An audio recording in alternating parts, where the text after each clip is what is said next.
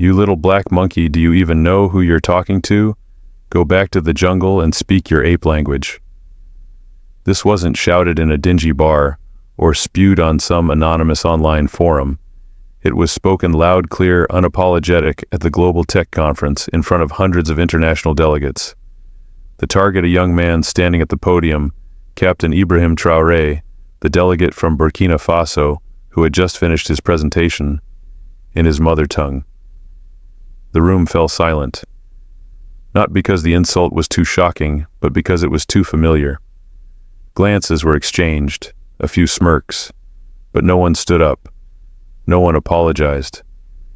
In that moment, Traoré understood his language wasn't worthless, it was just unwanted, because it wasn't the language of the winners. At only 28, Traoré had already lived a lifetime under linguistic exile. As a child, he was punished for speaking his native language in a French colonial school. As a man, he became one of the youngest internationally trained officers in the military. But no matter how far he went, he carried the voice of his ancestors with him. And that day, someone tried to silence it with brutal colonial contempt. That night, he could not sleep. Alone in a modest hotel room, surrounded by the quiet opulence of a Western city basking in its own pride, Captain Ibrahim Traoré sat by the window, his mind heavy with memory and conviction.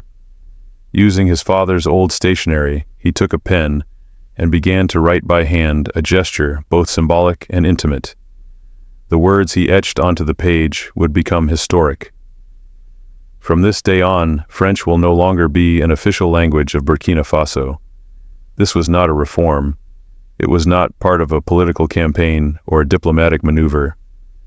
It was something far deeper: retaliation, a cultural counterattack against generations of erasure, a reckoning born from pain.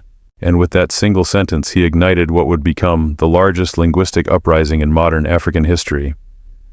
But this decision was not born of fury in the heat of the moment. It had been forged over 2 decades, years spent in silence in classrooms where he was punished for speaking his own tongue in a country where language had become a tool of domination. It was in that long silence forced upon a young boy that the first spark of this revolution was lit. In 2004, a 12-year-old boy named Ibrahim Traoré was tied to the school's flagpole under the burning sun. His crime: he had greeted his friend in Moré, his native tongue. A French teacher stood in front of the students and shouted, "We only speak French here." That jungle gibberish has no place in a civilized world. No one intervened. No one defended him. Even the other local children, conditioned to silence, looked away. That day, Ibrahim didn't cry, but he remembered the heat of the ground, the sting of humiliation, and the fire rising in his chest. From that moment on, a quiet vow lived inside him. If I cannot speak the language of my grandmother, then who exactly am I speaking for? As he grew older, Ibrahim chose the military. He trained in Morocco, France, and Russia, always among the best. But nowhere was he allowed to truly exist. In every classroom, every meeting, every ceremony, his true voice was absent. At a joint military exercise in Burkina Faso, now Captain Ibrahim Traoré proposed training local troops in their native language to improve clarity and morale. A French colonel laughed. "Colonel, why not use drums and smoke signals while you're at it? Might suit your roots." Captain Traoré calmly, "My ancestors beat French soldiers using drums and fire. I'm just trying to restore the language your people tried to burn." After that meeting, Captain Traoré didn't argue. He acted. He went to the National Library, searching for any written grammar of Moré. There was almost nothing. Most of it was oral, fading, ignored. That night, he started Project Nambbe, recording old villagers telling stories, documenting idioms, proverbs, and sentence structures. He assembled a team of young linguists and engineers to digitize and codify a complete modern system for their own language. Then came the turning point, the United Nations Tech Summit of 2024. Captain Ibrahim Traoré was invited as a keynote speaker representing African innovation. He stepped up to the microphone and spoke in Moré, confusion, whispering. Some delegates reached for translation headsets. Most didn't. He pressed on. He told the story of a woman imprisoned for 5 years because she couldn't understand a legal form. A child expelled for singing a traditional lullaby in class. He declared, "If my people cannot understand the laws, the doctors, the classrooms, are they truly citizens or just ghosts with no voice in a deaf state?" He ended with the line he had written in a notebook as a child. "If I cannot speak in my grandmother's language, then who am I really speaking to?" When Captain Traoré stepped down, there were no standing ovations, just silence. And then, from the hallway behind the stage, a voice spat, "Who the hell do you think you are speaking monkey talk in front of the world?" That was the last drop. That night, in a modest Geneva hotel room, Captain Ibrahim Traoré wrote the statement that would stun the world the next morning. French, the so-called language of civilization, will no longer be the official language of Burkina Faso. And just like that, the rebellion began. Less than 24 hours after Captain Ibrahim Traoré's declaration, headlines exploded across global media. Burkina Faso abolishes French historic boldness, or national suicide. Shares of Telelink, a French telecom giant that managed over 70% of Burkina Faso's digital infrastructure, plummeted. The European Union issued a statement expressing deep concern over unilateral moves that could destabilize the region. But the real storm was at home. In the presidential palace, an emergency cabinet meeting was called. Behind closed doors, diplomacy vanished. Only two sides remained. Minister Tapsoba, a veteran politician and proud Sorbonne graduate, slammed his file on the table. "We cannot govern a country based on personal trauma. This bypasses the legislative process completely." He pointed directly at Captain Ibrahim Traoré, who sat calmly in uniform, flanked by advisors. "You're gambling with language like it's a weapon. This is national sabotage." Captain Traoré opened a folder. Inside was a list of 34 court cases in which the defendants didn't understand the charges because they were written in French. "This isn't emotion. This is data. It's what we've buried for centuries beneath the grammar of colonizers." Tapsoba shouted, "I studied in France. I understand how the world works." Captain Traoré looked him in the eyes, then nodded slowly. "Exactly. You know how to live in their world. I want to rebuild ours." No agreement was reached. That evening, Tapsoba resigned on national television. Telelink withdrew all its technicians from the country, causing partial collapse of the communication grid. IMF and World Bank froze, pending loans citing administrative risks due to unstandardized language. Le Monde dubbed Traoré a linguistic Hugo Chavez. The New York Times labeled him a self-styled liberator in a dangerous cultural fantasy. The Economist didn't mince words. "You can't build a state with bedtime stories and folk proverbs." In the capital, thousands of university students protested without French. What do we study? What books? What international exams? They feared losing scholarships, global competitiveness, and academic access. But in the rural regions, Kaya Banfora Dori celebrations erupted. Homemade signs in local languages replaced French government boards. A primary school teacher told a local station, "I've spent my life teaching in a language parents can't understand. Today, for the first time, I teach in the mother tongue." In the middle of the unrest, disaster struck the National Archives, where newly translated legal codes and textbooks were stored, was engulfed in flames at 3 a.m. Authorities found traces of industrial gasoline, no electrical fault, suspicion arson.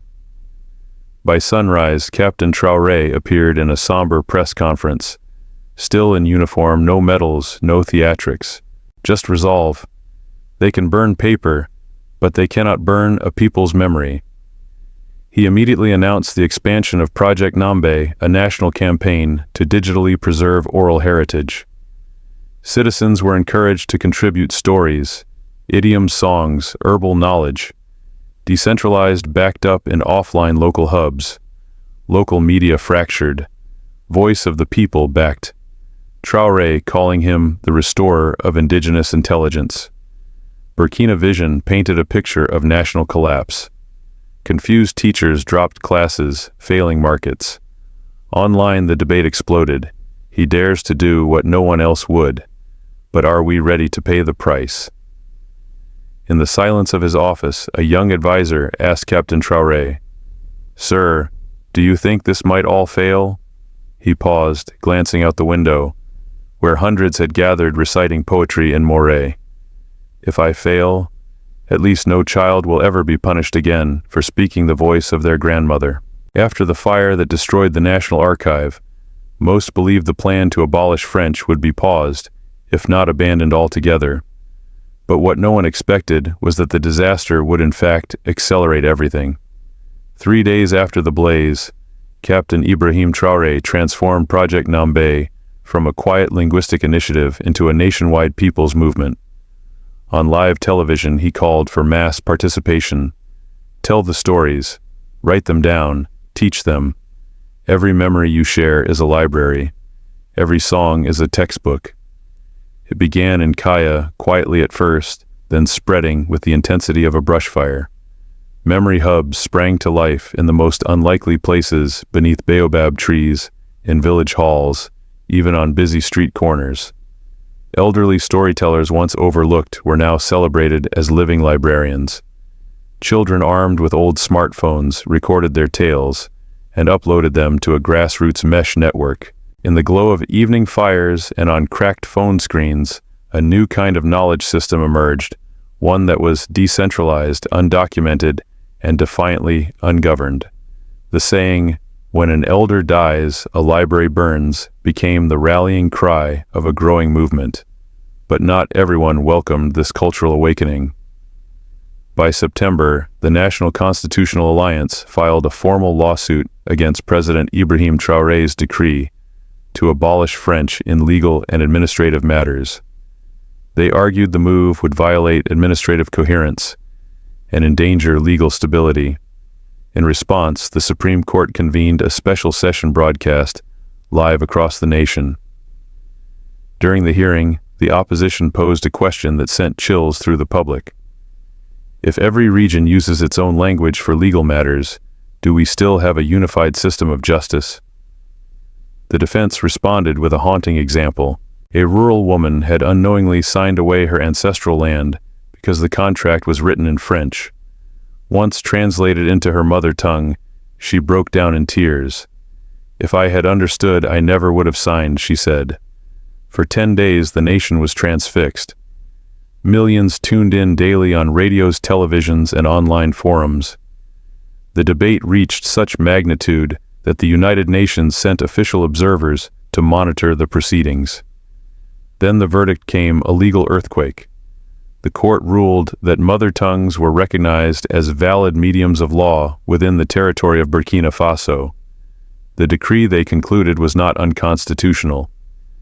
Days later, Parliament followed suit, passing a resolution 64% in favor, allowing pilot bilingual administrative systems to be implemented across 6 provinces over the next 2 years.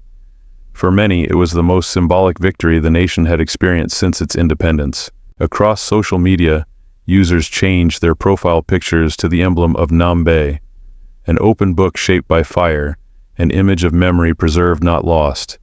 Yet the challenges were far from over. Most textbooks had yet to be translated. Teachers lacked fluency in native tongues. International universities refused to accredit degrees not in French. The nation stood divided. Was this truly the beginning of a cultural revolution, or merely an emotional wave, too fragile to endure? Weeks after the court victory, Captain Ibrahim Traoré returned to the school, where as a child he had been punished for speaking his mother tongue. This time he was welcomed not as a student, but as a guest of honor. The head teacher, a young woman, led him into a classroom where students were gathered around the blackboard, reading a poem in Moray. "You don't lose your homeland when you lose land. You lose it when no one understands your words." Traoré stood in silence, absorbing the moment, then quietly jotted down notes in a small notebook. As he turned to leave, he paused and addressed the students with calm resolve. One day you may speak to the world in your own language, and the world won't understand. When that happens, remember, that is the world's problem, not yours. Contrary to the warnings of critics and skeptics, Burkina Faso did not fall apart. It did not collapse under the weight of French withdrawal. The internet did not disappear. The courts remained open. Children continued learning. Teachers continued teaching. Instead, something unexpected happened. People began to listen again. To one another, to their elders, to their own voices. In the months that followed, quiet but profound changes began to take root. Not all of them were easy. Not all of them were beautiful. But they were undeniably real. Farmers in Koudougou now attended agricultural workshops in their own language and saw yields improve for the first time in years. Doctors in Fabien delivered health seminars without interpreters. Courtrooms echoed with words not of Paris but of the people. A nation once administratively efficient but spiritually muted began to rediscover itself word by word. Captain Ibrahim Traoré's movement was never about nostalgia. He wasn't asking his people to abandon the world. He was demanding that the world meet them where they truly are. Language, after all, is not just communication. It's identity, it's memory, it's power. When a child can read the law in the language they dream in, they begin to see justice as something they can reach, not fear. When a grandmother tells her grandchild a story and that story becomes part of the school curriculum, you are no longer just preserving culture. You are restoring dignity. They said Burkina Faso was naive, that it was isolating itself, that it would come crawling back to French, beaten by bureaucracy, economics, and global irrelevance. They were wrong, because what happened in Burkina Faso was not just a linguistic revolt. It was a moral reset, a challenge to every nation still living under the shadows of colonial grammar. What language were you punished for speaking? What voice did your ancestors lose? What story never made it into textbooks? We want to hear it. In the comments, tell us, what is your mother tongue? Has it ever been treated as less? If you could change one thing in your country's education or legal system, what would it be? Because the next revolution will not be televised. It will be told in your voice. Burkina Faso was not the only country watching. In the wake of Traoré's declaration, leaders across West Africa began to reconsider their own language policies. In Senegal, a coalition of Wolof-speaking educators proposed a nationwide literacy overhaul. In Mali, students demanded exams in Bambara. In the Democratic Republic of Congo, Lingala, musicians launched a campaign to integrate traditional metaphors into legal teaching. The dominoes are falling. In our next video, we'll go inside another country on the edge of linguistic rebellion, a place where the fight isn't just for words, but for memory, history, and the soul of a nation. Stay tuned, like, share, subscribe, and most importantly, speak. Speak the words of your mother. Speak the names they told you to forget. Speak loudly. Speak clearly. Speak even when the world tells you not to.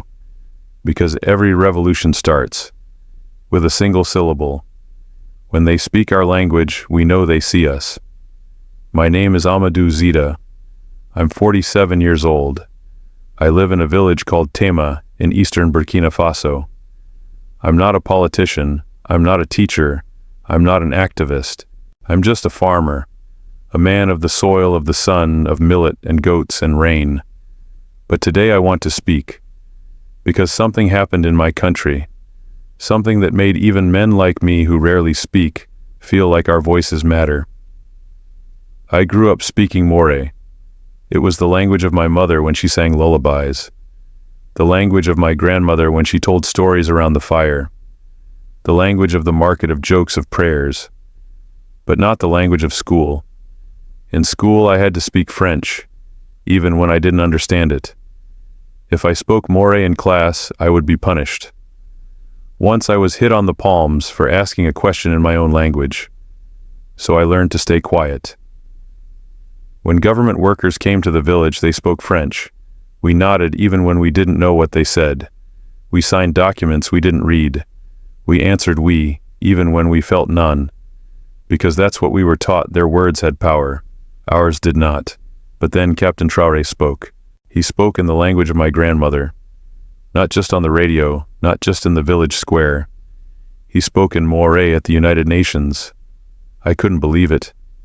I sat on a wooden bench listening through the crackly radio, holding my breath. The same language I was once beaten for using was now echoing in front of the world. And for the first time, I didn't feel small. After that speech, something changed in my village. People talked more. Old men told stories again. Young people started recording songs and proverbs. Children asked questions in Moray, and teachers answered in the same voice. We started Project Nambbe in our village too. We brought out the old women who knew herbal medicine and asked them to teach again. We collected riddles, funeral chants, folk tales. We didn't need books. We had memories. We had mouths.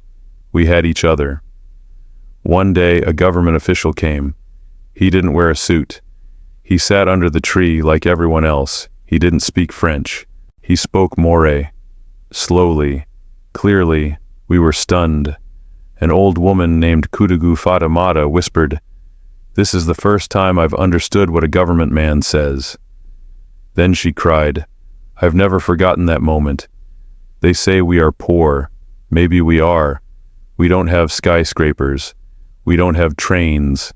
But now we have something we haven't had in a long time: dignity. When someone speaks to you in your own language, you feel truly seen, not studied, not managed, but recognized in your full humanity. And yet some say we're going backward. In the cities, people argue that abandoning French is foolish, that it isolates us, that it makes us look unserious in the eyes of the world. But I ask them this: if we cannot even understand the laws by which we are judged, how can we call that justice? If a mother cannot read the labels on her child's medicine, is that progress?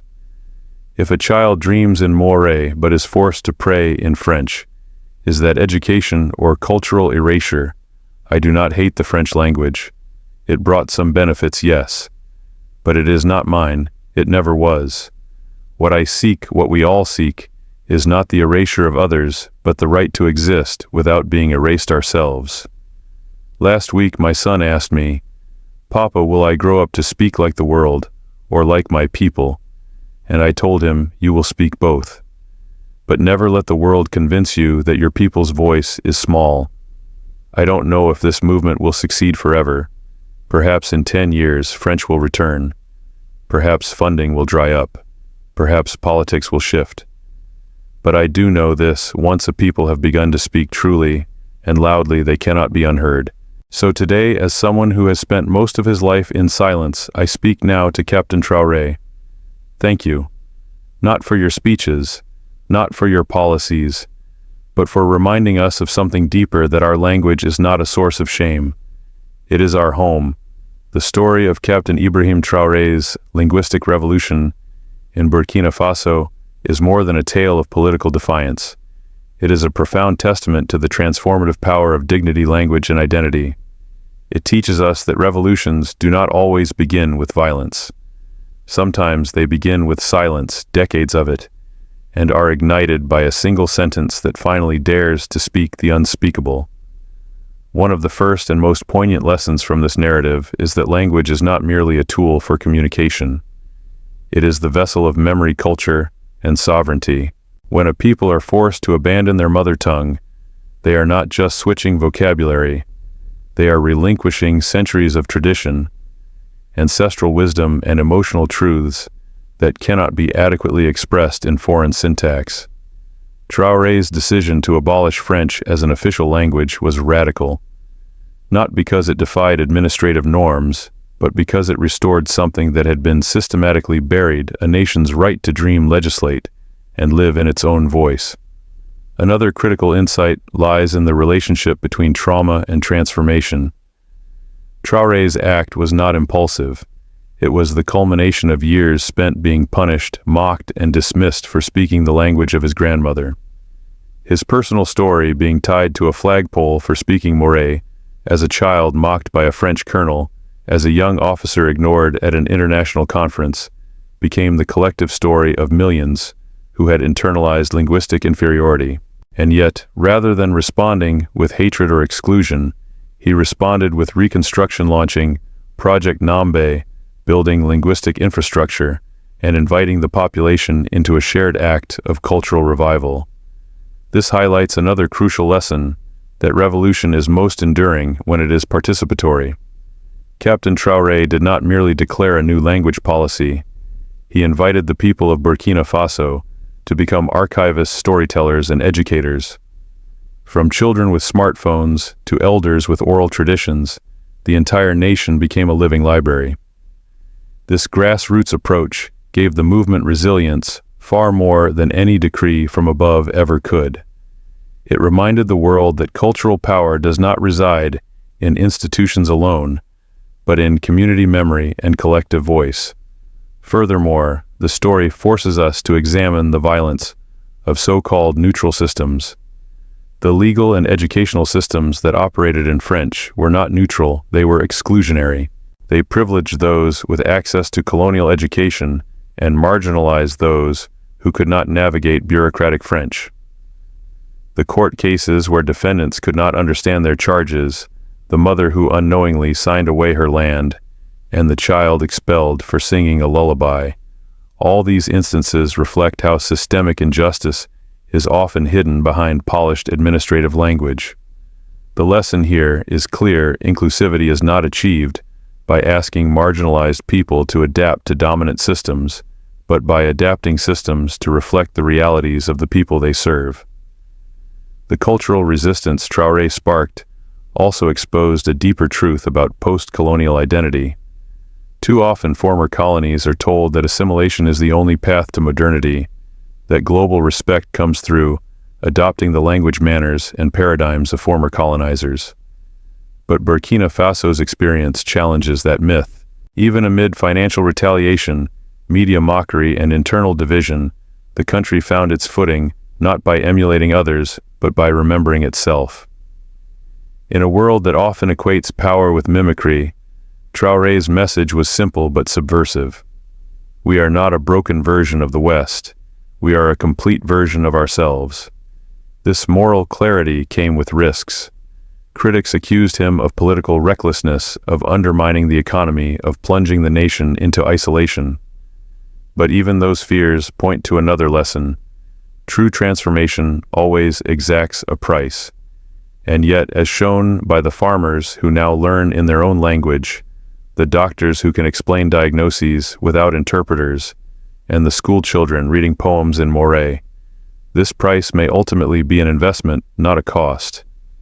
It is a reminder that freedom often begins as inconvenience and matures into empowerment. Additionally, this story invites reflection on the role of leadership in shaping national identity. Traoré's leadership was not about charisma or populism. It was about clarity of vision and fidelity to truth. He did not respond to insults with retaliation, but with articulation. He did not wage war against those who mocked him. He waged restoration for those who had been forgotten. His leadership style exemplifies what it means to lead with both courage and conscience, acting not out of personal ambition, but out of collective memory. The arson attack on the National Archives marked another pivotal moment. Rather than collapsing under the loss, Traoré and his supporters turned tragedy into momentum. This teaches us that movements rooted in community and conviction are not easily extinguished. When a revolution is decentralized, when its fuel is not paper, but people, it becomes nearly impossible to silence. The flames that destroyed the documents could not destroy the spirit, and in fact only served to amplify it. Equally important is the final lesson, perhaps the most personal, that silence is not peace. For decades, the people of Burkina Faso were administratively compliant, but spiritually silenced. Traoré's actions gave voice to that silence.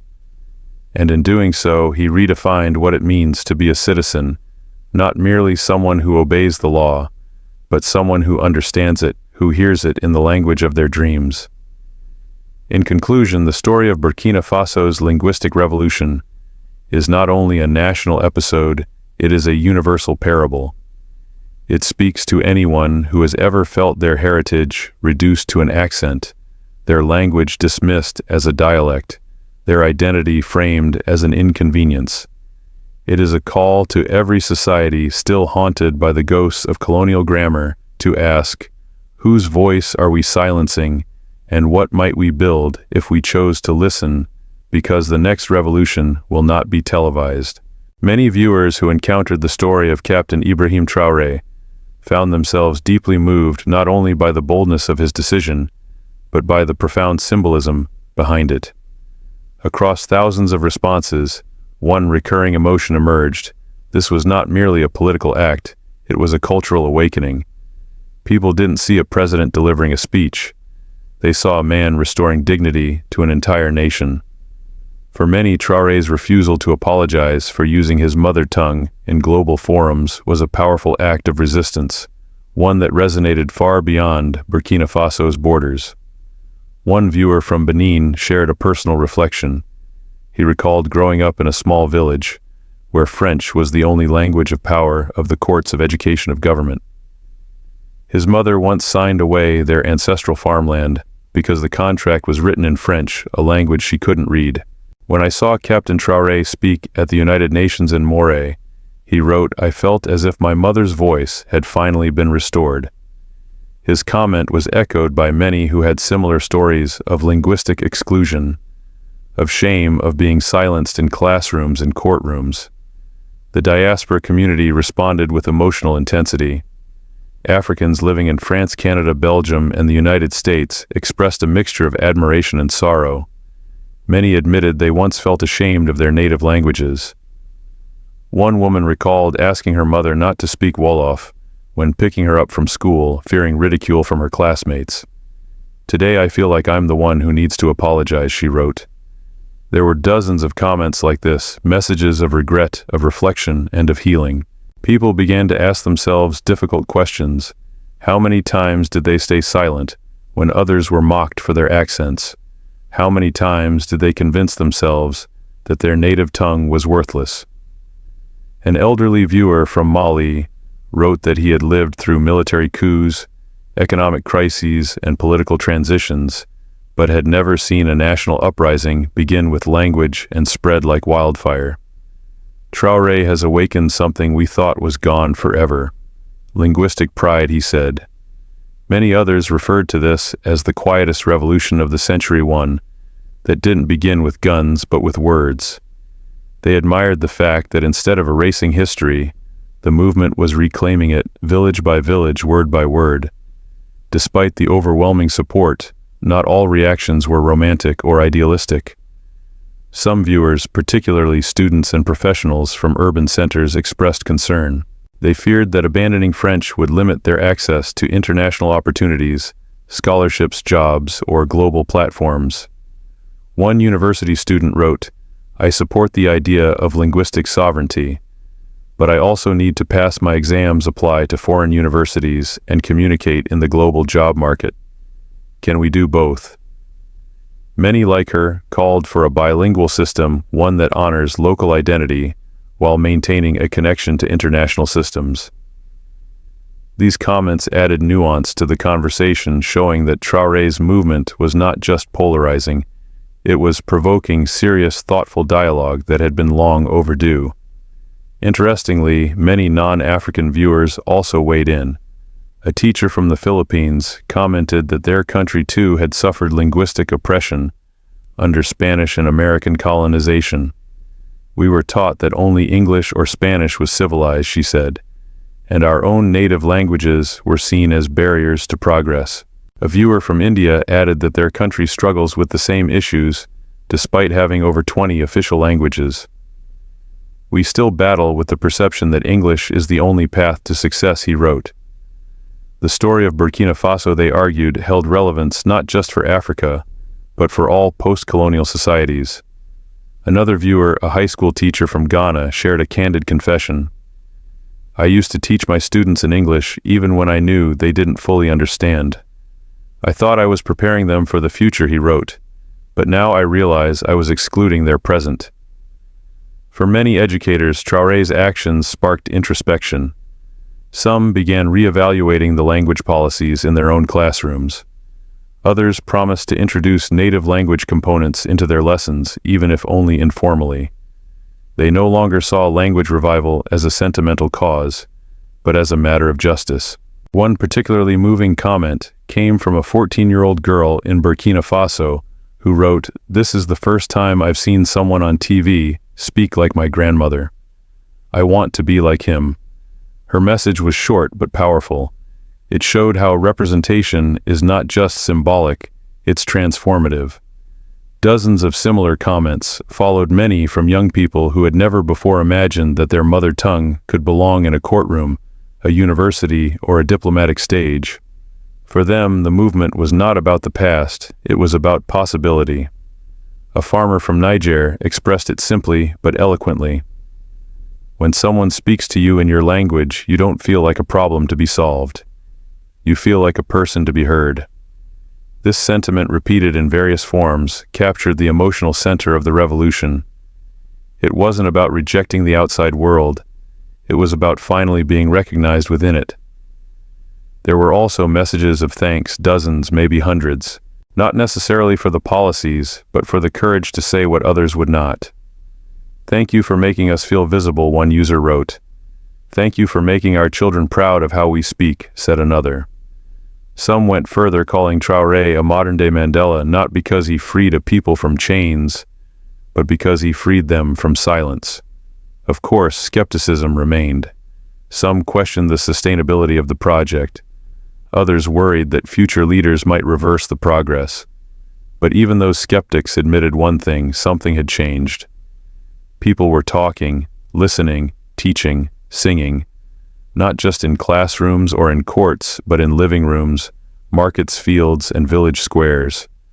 Language was no longer a tool of exclusion, it had become a bridge. As one viewer wrote, "You can't unhear a people who have finally begun to speak." That sentence captured the mood of thousands, Africans and non-Africans alike, who saw in Traoré's act not a break from progress, but a return to something more foundational: the right to be understood, the right to be heard, the right to belong. In the end, the audience didn't just respond to a policy or a headline. They responded to a truth they had always known, but rarely dared to express: that every voice matters, and no voice should be lost in translation. It will be told in the voices we were taught to ignore.